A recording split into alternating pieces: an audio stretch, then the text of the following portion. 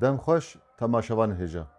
Em ê îro careke mamkeke ji dora gundê bafê ku me tomar kiribû û di kanala xwe ya Foqura Kurdan da parve kiribû em ê şîrove bikin. Mamika me ev e. Çêlek di mal de dizê, golik li serê bên leyîzê. Di vê mamikê de çêlek û golik himayîn sereke ne. Û têkiliya di navbera çêlek û golikê de hatiye şêmberkirin. Weke tê zanîn golik çêlîka çêlekê ye û çêlek divê ji golikê mezintir be. Her wiha divê çêlek di mal de bizê û piştî çêbûna golikê di derbekî de golik here serê bên û bilîzê.